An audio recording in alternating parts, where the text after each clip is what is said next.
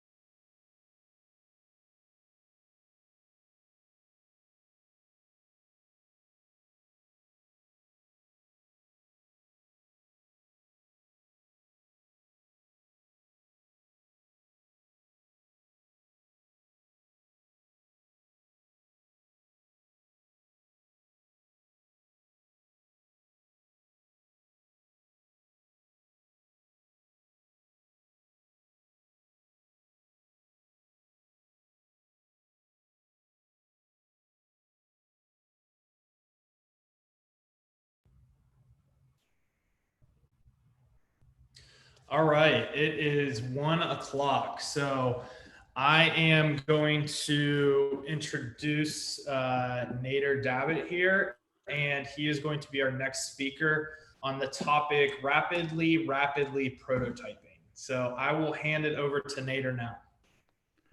Cool. Thank you so much. And like Carlos mentioned, it's an honor to be here at the very first meetup a meetup, the very first edition. Hopefully we'll set a good standard for a bunch of, future meetups, hopefully in person once everything is back to normal. I hope everything is okay in Texas where you are with the hurricane and everything. Yeah, we're in Austin, but we're not supposed to get really anything. But yeah, praying for everybody else. It's a little on the coast and obviously in Louisiana as well.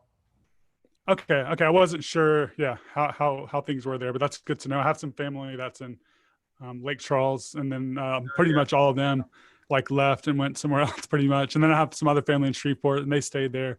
Oh, But wow. yeah, we'll see. Hopefully everything, like you said, everyone's safe. Yeah, yep, sure. So I can go ahead and get started. Yeah, let's do this. Cool. And it's cool to see Andrew here. I feel like I know you just from following you so much on Twitter. So yeah, really cool to see you here as well. You're one of the organizers, right? Yeah. My company BoltSource, we organize it for now. So we are looking for other organizers to help out, but yeah, for now it's just us. Okay, cool. Amazing. All right. Yeah. So I guess I'll share my screen and I'll just go ahead and get started. So share screen. This looks like it's working. And I will go ahead and turn this full screen. Okay, cool. So does that look all right for everyone? Yeah, yep. Okay, yeah. So like they mentioned, this is rapidly prototyping. I also kind of talk a little fast sometimes. So I hope I can, I'm going to be cognizant of that and try to slow it down and try to cover as much as possible, but I do have a lot to cover. So my name is Nader Dabit. I'm a web and mobile developer by trade, but right now I work as a senior developer advocate in AWS.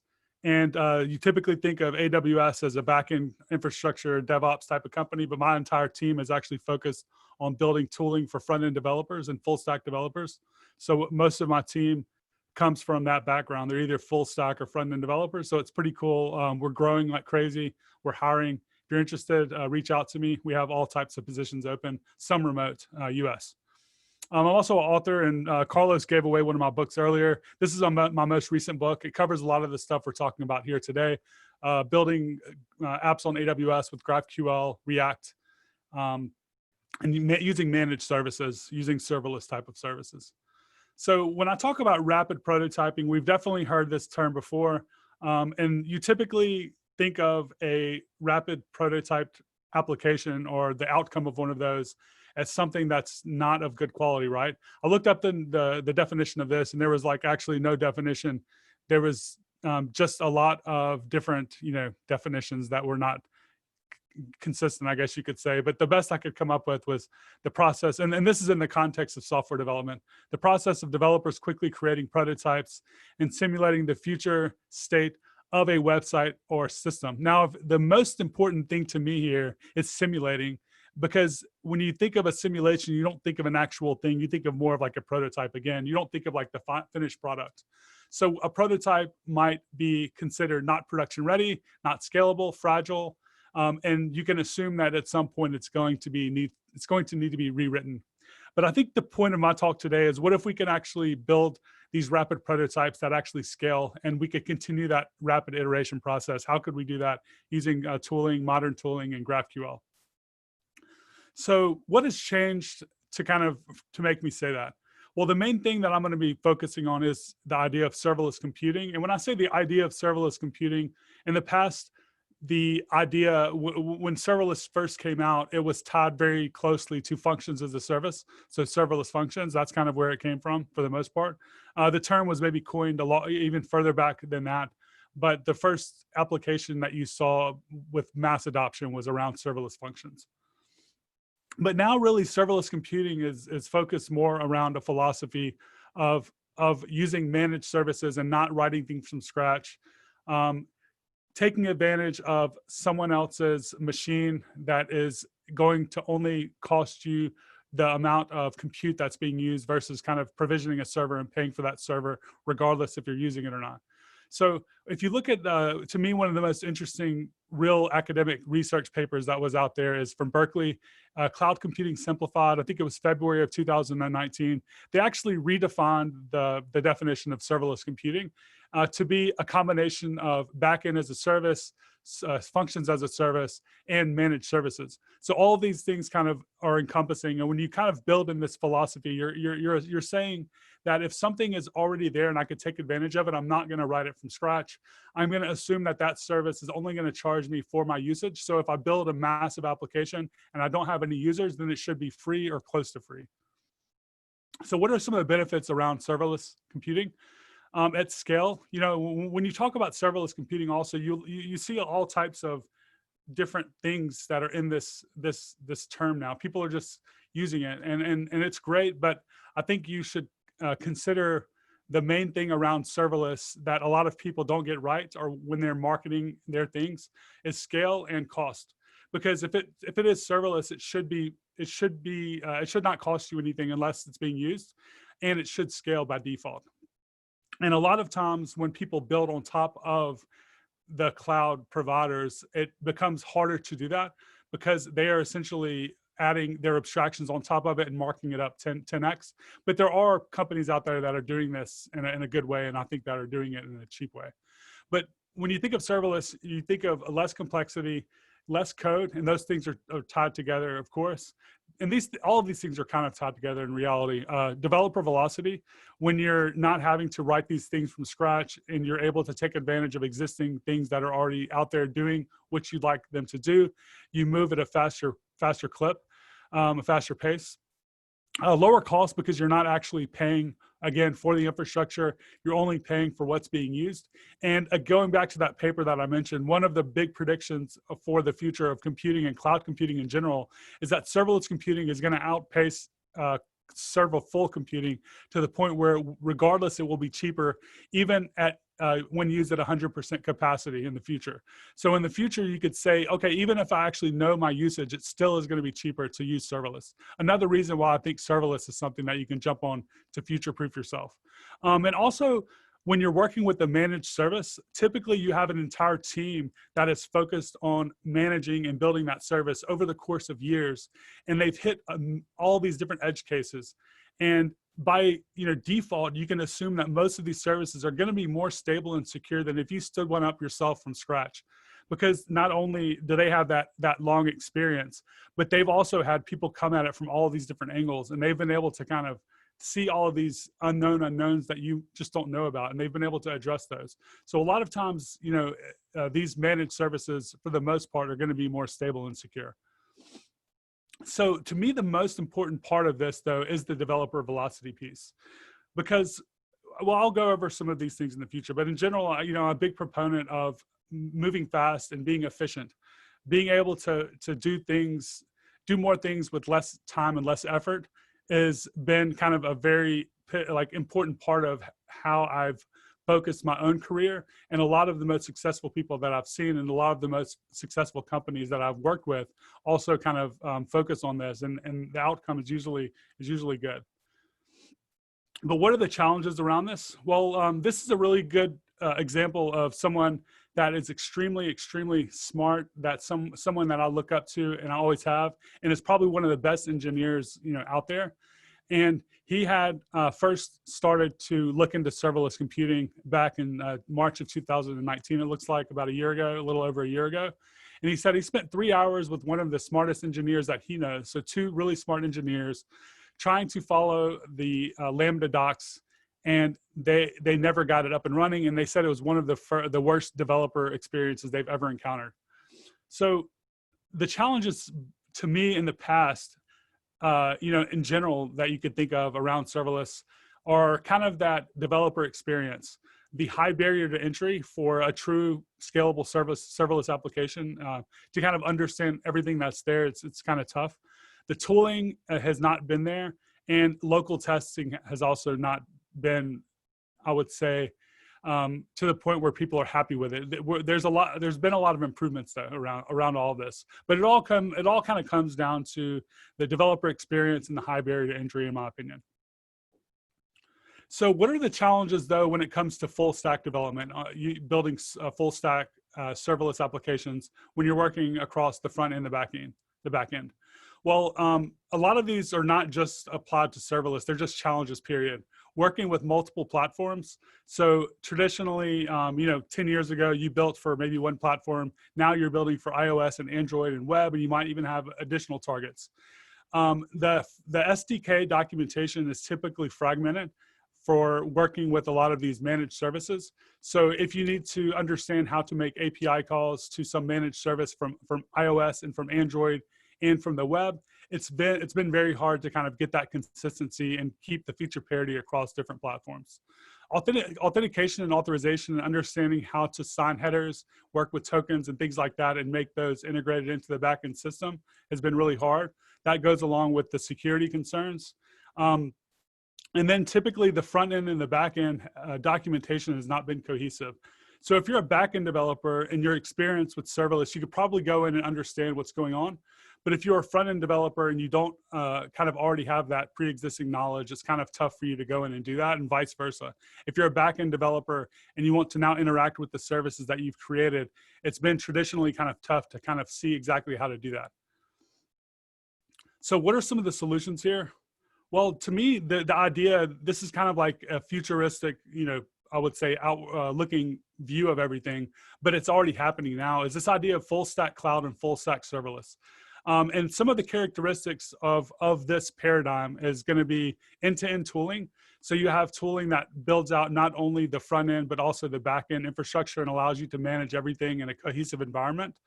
Client SDKs that support all of the different platforms that integrate well with the actual APIs and services, managing things like the headers and the proper authorization headers and the proper ID tokens and any arguments that need to be passed in are kind of all baked into the SDKs. A cohesive documentation that show you how to get the end-to-end solution running both on the front end and the back end. And therefore, we have higher level abstractions that kind of allow this. And then escape hatches for whatever serverless solutions that you're using don't already support.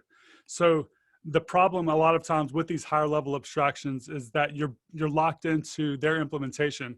But the key here is when you're building out these abstractions to have some type of escape hatch that allow you to add the feature that isn't yet supported, and or at least get the thing accomplished in some way for things that are not supported. Because when you're building these abstractions, you cannot keep up with the underlying things that you're abstracting away. It's just impossible.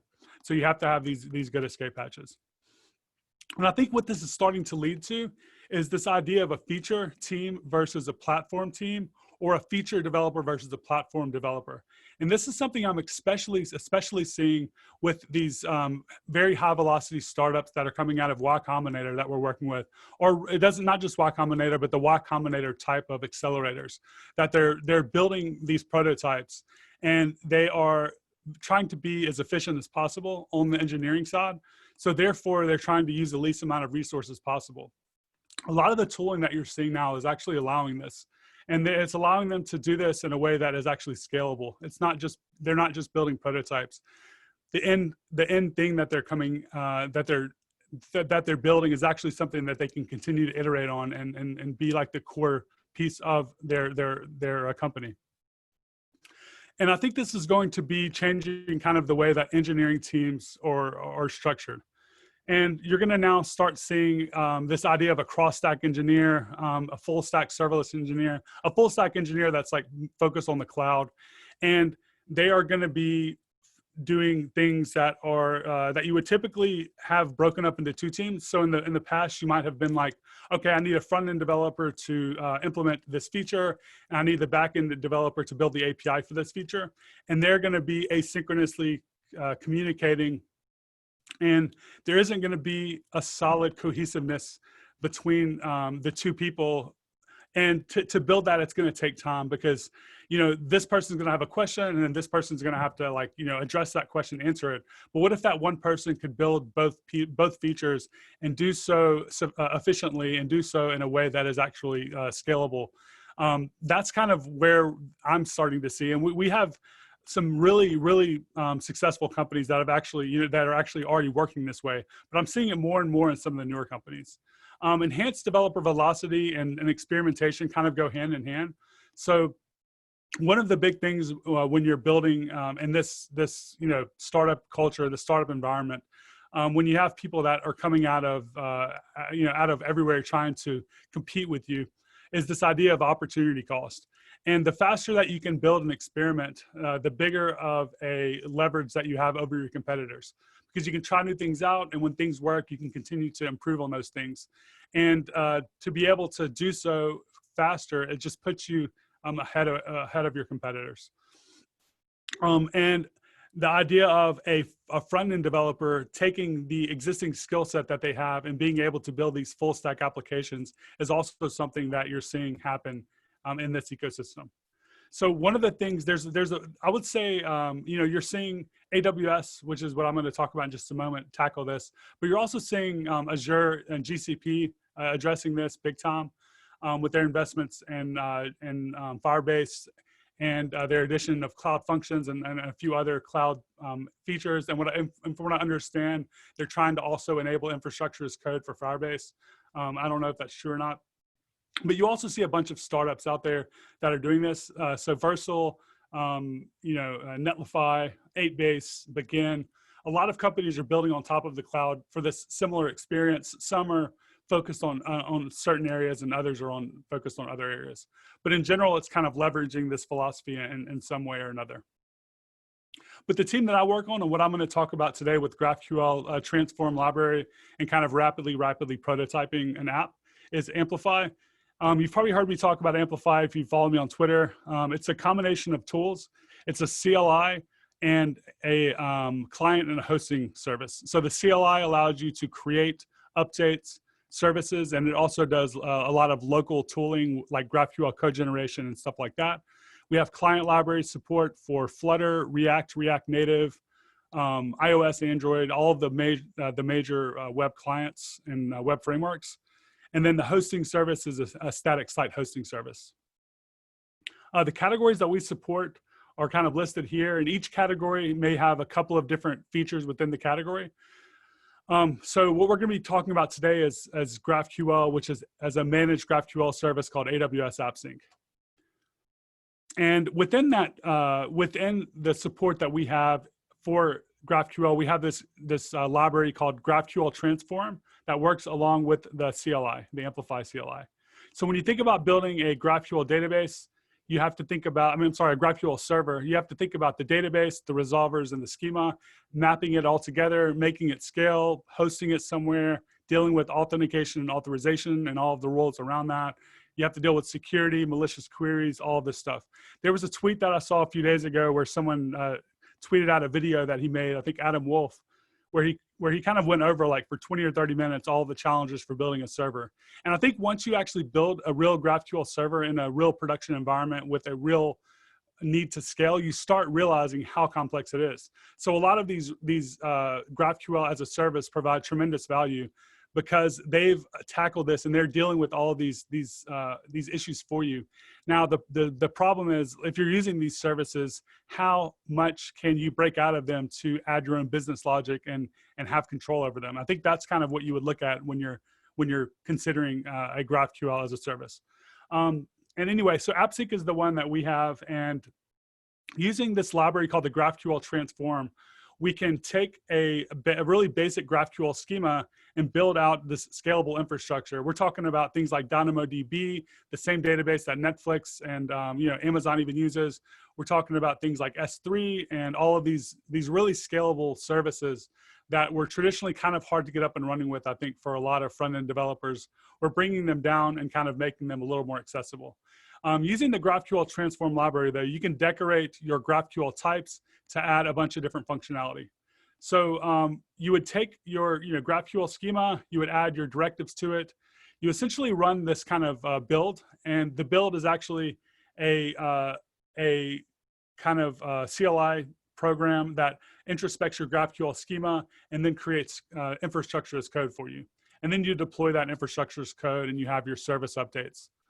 So some of the directives that we're going to go over today and then I'm going to demo are the @model directive. The @model directive creates a database schema and resolvers for a base type. So for a product type, you might assume that you want to create, read, update, delete, and list products. You might also want to subscribe to a new product being created or a product being updated or deleted. You also assume that you need the resolvers to map to a data source, and you need a database. Using this AT model will create all that stuff for you under the hood. The database is DynamoDB, and this is kind of what you get. You get all of this, and you also get the subscriptions. And these subscriptions, we've seen them scale in production environments. A lot of companies like Ticketmaster are using them, 10 million to 50 million connected clients at a time. Very highly scalable out of the box. The next one that we're going to look at is the @connection directive. This directive allows you to create one-to-many and many-to-one and many-to-many relationships, any type of relationship you would need. So a post might have many comments. Using this @connection, the library will automatically, or actually the CLI will automatically build out the proper resolvers to kind of make this connection. And then, of course, if you have any custom business logic, the resolvers can be updated with your own custom business logic. The @auth directive allows you to define authorization rules. So for instance, if you're building out something like a blog or Instagram or Twitter, you have this idea of public and private access.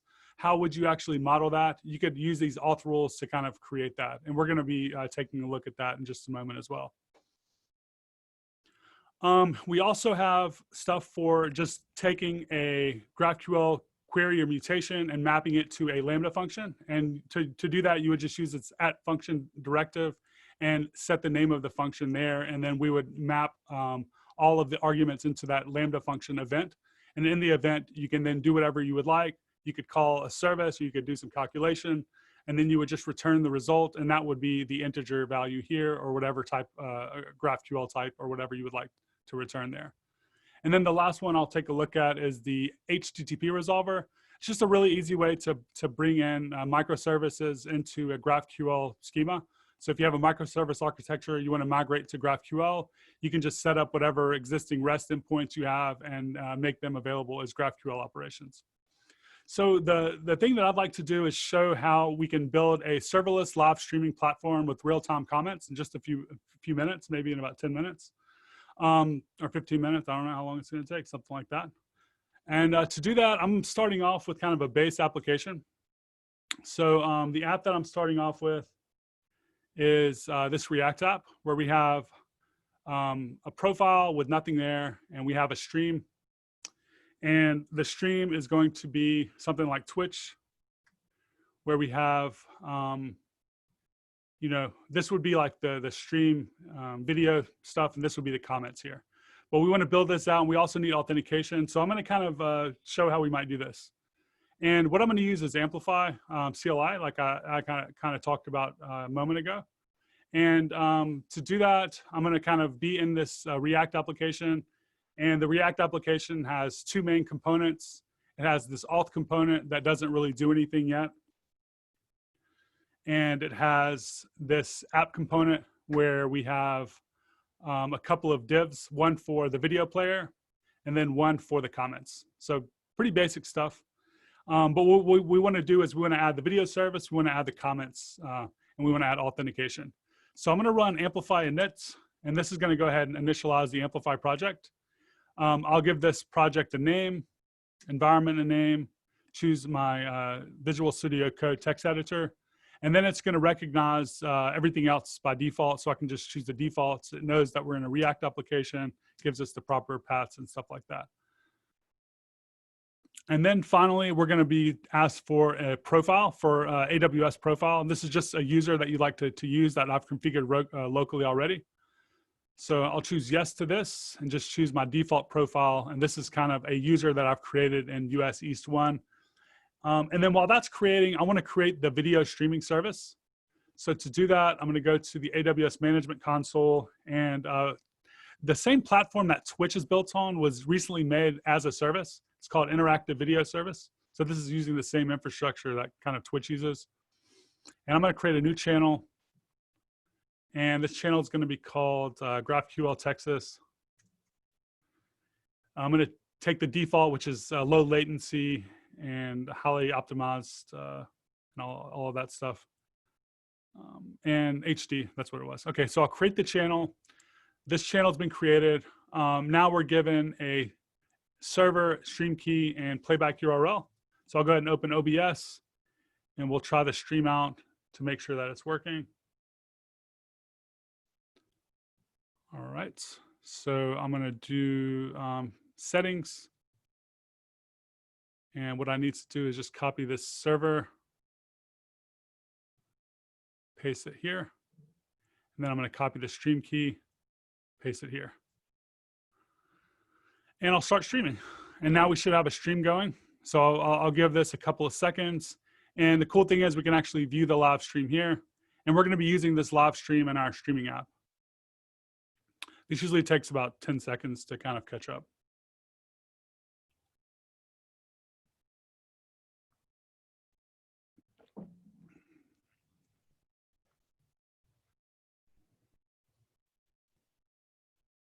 And there we go. Our stream is live and it's showing. It's going to be delayed by a couple seconds.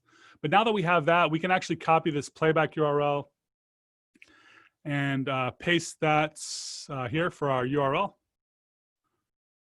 And now we have the stream set up. And now all we need to do is set up the GraphQL API and authentication.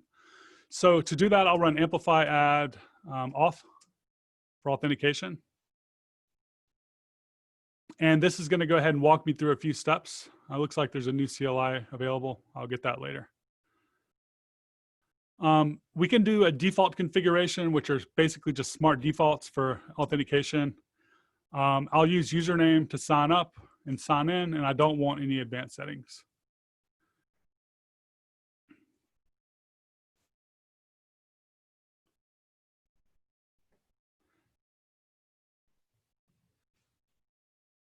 And I'm going to go ahead and turn this stream off for now since I'm not using it.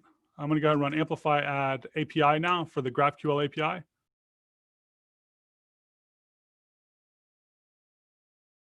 And we'll choose GraphQL as the type. We can either choose GraphQL or REST.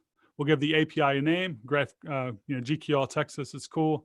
Now we can choose the default authorization type and it's like the base authorization type. So this can be public, which would be an API key. It can be Amazon Cognito, which is a managed authentication service similar to something like, I guess Auth0 or Okta if you've used that. And then OpenID Connect allows you to bring your own, even if you are using Okta or Auth0. So I'll choose API key as the default, set a default expiration. And then I'll choose some advanced settings so we can add another authorization type, which is going to be Cognito, which is the service that I just added. So now we have public and private access on our API. I don't need conflict detection. If we wanted to make this offline, we could do that. And I don't have a schema, so I'm going to choose no. If we had one, we could just reference there. And then finally, we're just going to choose a boilerplate to kind of get started. And this is going to open up, it's going to actually first introspect the schema, which is going to then allow us to open it up in our text editor. And it'll give us kind of like something to start with. And you see that we have this @model directive, and that's the one I was talking about earlier, where we are going to be, using that to add additional stuff to our app or our API. But I want to start with a different type of schema. So we're going to have a comment type. The comment is going to have an ID, a message, an owner field, which is going to be read off of the ID token of the caller. So it's a pretty secure, we're going to be getting it in a secure way. And then we're going to add the @model directive here to add all the database and stuff that we need. And then we also need an @auth rule, or actually we need an array of rules. And the @auth rules will allow us to define that public and private access. So I'm going to say allow owner, which is going to give the owner or the creator of any object the ability to update or delete it and read it. I'm also going to say allow public for the public access, but I only want to set the operations here to read, because I don't want people, of course, to be able to update anything or even create anything if they're not signed in. I also want to do allow private, and this is going to allow people that are signed in but did not create the object to be able to read as well. So we have the 3 types of authorization: public, private, and owner. And we should be able to go now to our CLI and run Amplify push. And this is going to do a couple of things. It's going to go ahead and deploy the API to AWS. And it's also going to do GraphQL code generation in JavaScript. If I had just done Amplify push without the --y, it would have walked us through the ability to choose TypeScript or Flow. But JavaScript works good for me, and we're going to see the results of that in just a moment. So while that's deploying, what we want to do now is write some code for setting up the authentication, first of all, because when someone is creating a comment, we need to identify who that is. So what I'm going to do is I'm going to import, well, actually, let me just start off with this whole component, and then I'll just walk through it. I'm updating the auth component with a couple of imports from AWS Amplify. So we have the auth class, which allows us to call the auth.current authenticated user method. And you'll notice that this whole authentication flow with the imports, with the React component, and one line of spacing is only 19 lines of code. So anyway, the auth.current authenticated user will check to see the currently signed in user. And if there is one, it will just give it to us and a promise. And what we're going to do is use that use state hook to set a user object locally. And then using that user object in our UI right here, we're going to just display that user's username. But most importantly, this is going to be where the user signs up, and we're able to kind of then use this user information back in the main app. And then the with authenticator is the way that we're actually putting the authentication flow, onto into the UI. And the with authenticator is a higher order component from the Amplify UI React library. And this just creates an entire authentication flow in front of whatever component that you wrap it in. We also have an actual component that's a component itself and not an HOC if you don't want to use an HOC. But this is just a very concise way to do it. So I'm using the higher order component. And then we have a sign out button, pretty basic. It just allows us to have a sign out button without writing too much code. I'll put that right here. And that's all we need now for the auth component. So if I go back now to my app and I refresh, I need to go ahead and restart the server.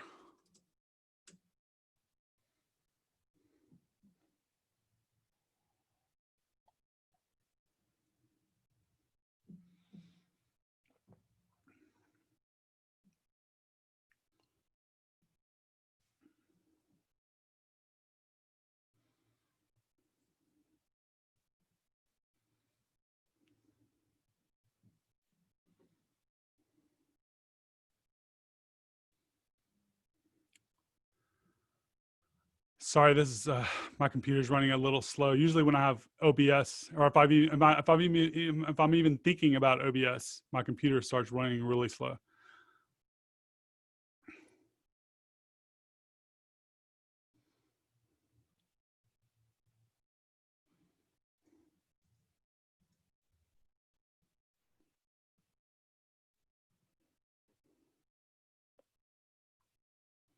Yeah, maybe I'll just kill OBS for now.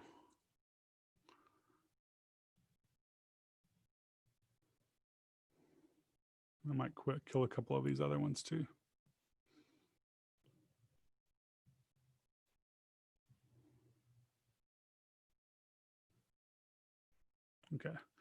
Okay, so now that we have the app loaded, you see that we have our stream is still here, but now we have a sign in form in our profile.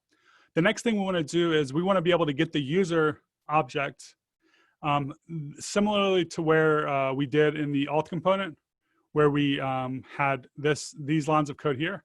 We want something like that in our other component as well. So I might just copy those lines of code, and I'm going to go here in the use effect hook, and I'm going to say auth.current authenticated user, and that way we get the user. And we're going to now also need to import that auth API.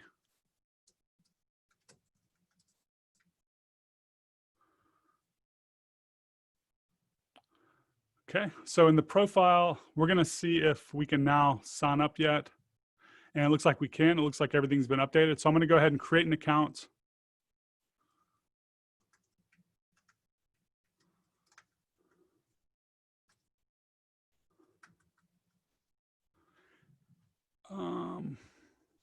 me try this one more time. Oh, I know what I need to do. I just need to import the Amplify stuff now because we just created a new Amplify project. I need to import Amplify. I need to import the configuration that has all of the key value pairs for our resources, and then call amplify.configure. And now we should be able to do that again.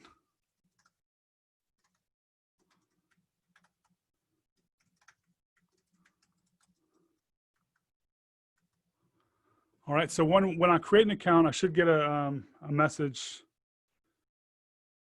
MFA, with my code.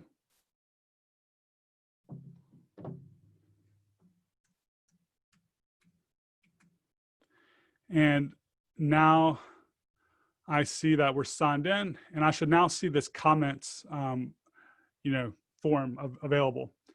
Now, when I wasn't signed in, if I sign out and I go back, you'll see that we're not able to comment. So we have some stuff going on to allow only people that are signed in to leave a comment. And the way that looks, it's actually pretty simple. Since we added this new use state hook, since we added the auth.current authenticated user and used the set user with the use state hook, we now have access to the user object. And we're basically saying if there is a user, then show this sign-in form. Now, what we can do now, go to create comment and see how we can create a comment. Right now, I am using the use reducer hook to kind of dispatch and add comments, type with passing in the comment to the array. So if I go ahead and create a comment, it should show up. Whoops, I need to actually add one more function here.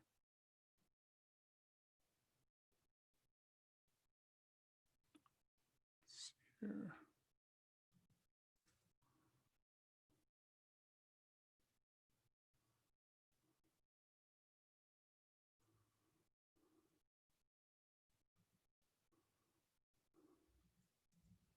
Let me see. It looks like my comment. Oh no, it's actually not that.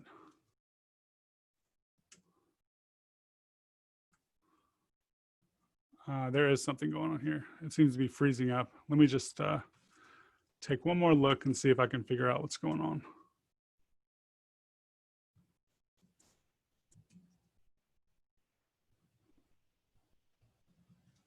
Oh, I know.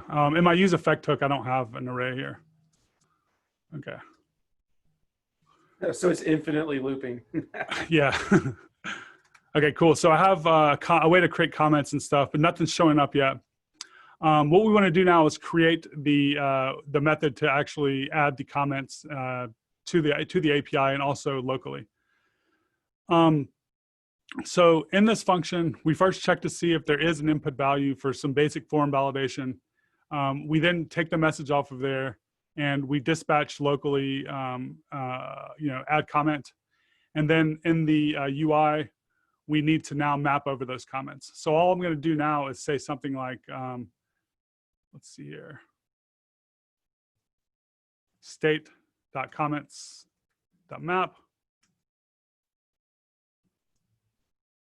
And here I'll just have something really basic with the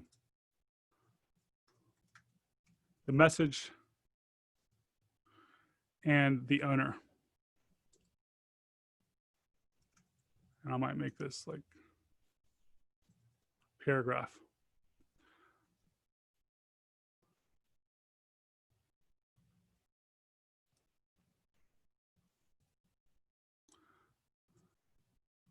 Okay, so we have that working locally. Now we just need to actually call the API with that.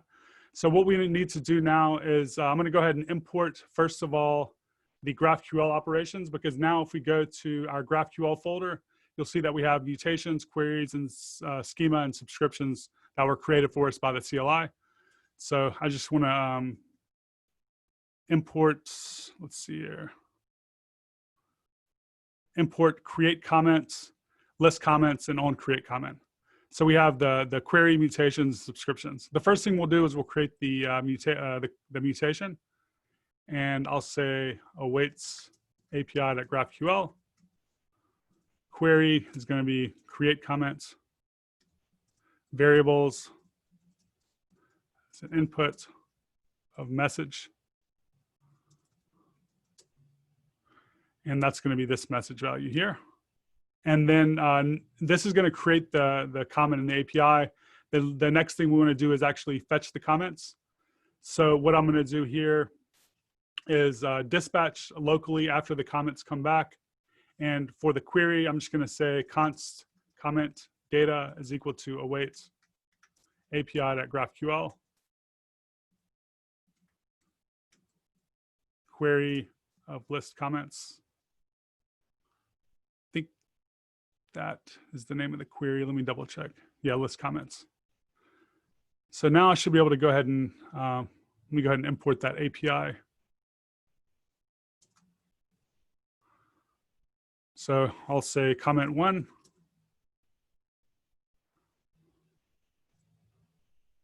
And let's see what's going on here.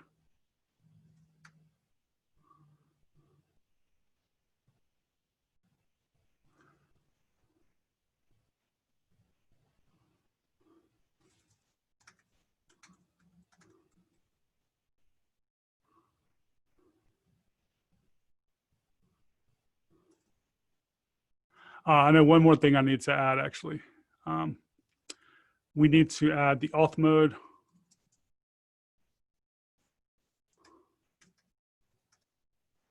think it's Amazon Cognito user pools. You know what? I can actually just create, let me just double check because I have this saved somewhere. Yeah, that's the right auth mode. Okay. Since we have a default authorization mode of API key, then we need to override that with basically that.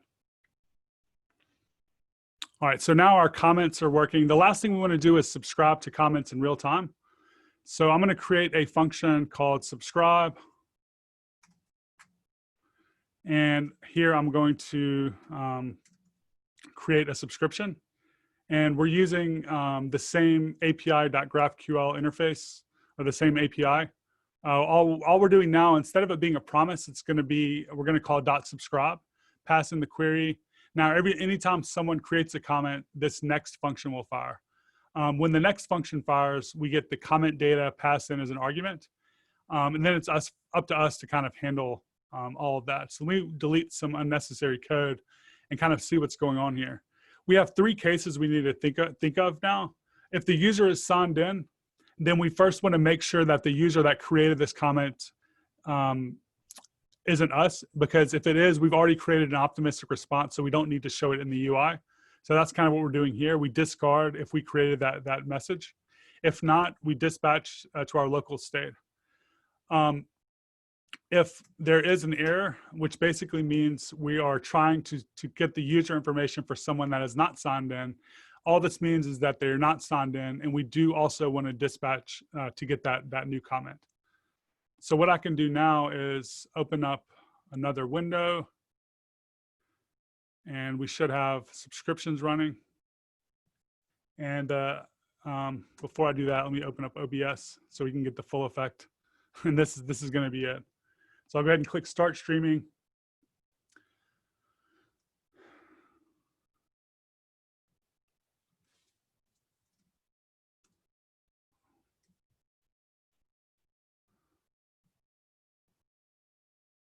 All right, so now we have, you see that I'm not signed in here, but I am signed in here. So if I create a comment in real time, then it should show up over here. We see that happening, but the stream isn't coming through there yet, just yet. There it goes. Inception. That's it. So now we have kind of our miniature ugly version of Twitch going on, and it only took us really about 15 minutes to build that. So that's it. I don't have anything else. I know I kind of went maybe slightly over time, but thank you. That was really fun. And yeah, I'll go ahead and stop sharing my screen now.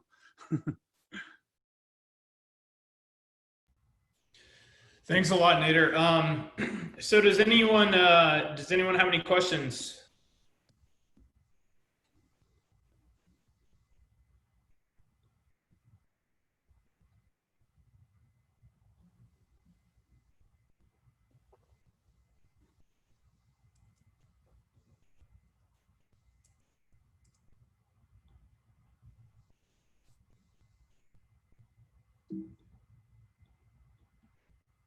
Cool. Okay. Well, let's go ahead and we're going to. There's one. Angular related Amplify examples. So if the question is, do we have Angular related Amplify examples? I mean, we have basically getting started guides and platform specific documentation for pretty much all the frameworks in our main documentation. But as far as like end-to-end example applications, there's so much surface area that we try to cover in our docs. We probably can't cover, a lot of end-to-end examples, but if you kind of, I guess, look at maybe different places, I guess on like dev.to and also Medium, there's a lot of people writing about those and they have released some open source stuff, but us, like as a team, we have a lot of platform specific stuff, but I wouldn't say we have a ton of end-to-end examples right now, especially for Angular. We do have a little bit going on for React.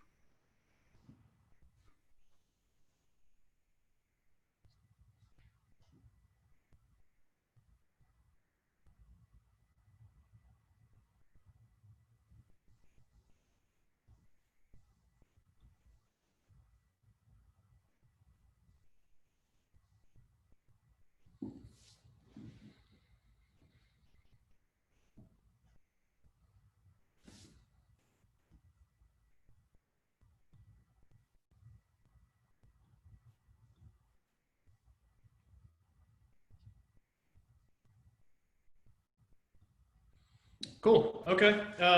Anything else before we're going to take a few minute break, and then Gabo will be up next. So thanks so much, Nader. Really appreciate it. Happy to have you on here, and hopefully we can have you on again soon. That's it for me. Yeah, thanks a lot. I'll see you both after the break, I guess. Hey, Nader, I got a quick question. Were those black lights behind you? It's actually this, can you still see me? Yes, I can. It's this like light strip I bought off Amazon. It comes with a controller actually. It's like $30 for everything, and you can actually switch up different colors and oh, it's like a NeoPixel. That's cool. Okay. Yeah. That's awesome. So yeah, it's pretty cool. I've enjoyed it. Cool. Okay. Well, we will go ahead. Let's go ahead and get started with Gabo at 1:53. That'll give us 5 minutes. So let's all touch base again in 5 minutes or so.